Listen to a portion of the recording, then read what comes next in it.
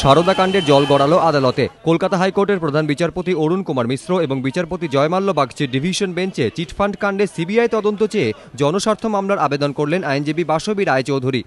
মামলা নথিভুক্ত করেছে আদালত। এই সপ্তাহেই শুনানি শুরু হবে। আবেদনকারীর দাবি, চিটফান্ড কাণ্ডে সিবিআই তদন্ত করা হোক।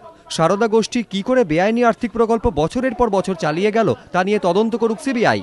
সারদা গোষ্ঠীর সঙ্গে কারা জড়িত, কোন নেতা, সাংসদ, মন্ত্রী বা সরকারি আমলা জড়িত তাও তদন্ত করে দেখা হোক। আদালত রিসিভার নিয়োগ করুক। তিনি সারদা গোষ্ঠীর যাবতীয় স্থাবর অস্থাবর সম্পত্তি বাজেয়াপ্ত করে নিলামের ব্যবস্থা করবেন। সেই নিলামের টাকা ফেরত দেওয়া হোক আমানতকারীদের। পশ্চিমবঙ্গে সারদা গোষ্ঠীর মতো কতগুলি সংস্থা এই মুহূর্তে কাজ করছে, কোন খাতে আমানতকারীদের কত টাকা আদায় করছে তাও খতিয়ে দেখুক আদালত।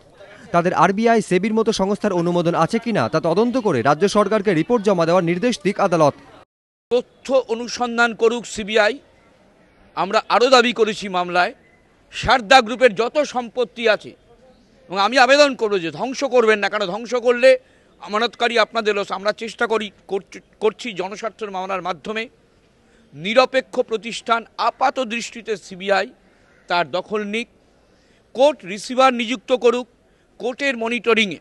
কেননা এত স্বার্থ সংশ্লিষ্ট মানুষজন এই ধরনের চিটফান্ডে বিভিন্ন রাজনৈতিক দলের, প্রধানত শাসক দলের লোকজনরা যুক্ত আছেন।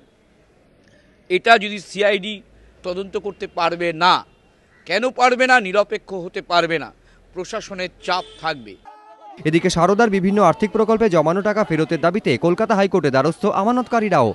সোমবার হাওড়া এবং হুগলির 30 জন আমানতকারী দেখা করেন তাদের আইনজীবীদের সঙ্গে।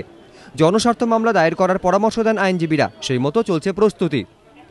অন্যদিকে সারদা গোষ্ঠীর বিরুদ্ধে গুয়াহাটি হাইকোর্টেও দায়ের হয়েছে জনস্বার্থ মামলা। সোমবার শতপ্রণোদিত হয়ে মামলা করেন প্রধান বিচারপতি আদর্শ কুমার গোয়েল এবং বিচারপতি AK গোস্বামী ডিভিশন বেঞ্চ। আমানতকারীদের টাকা কিভাবে ফেরত দেওয়া হবে রাজ্য সরকারের কাছে জানতে চেয়েছে আদালত। এ বিষয়ে অসম সরকারকে হলফনামা জমা দেওয়ারও নির্দেশ দেওয়া হয়েছে। ধ্রুবজ্যোতি প্রামাণিক ও প্রকাশ সিংহ, ABP আনন্দ।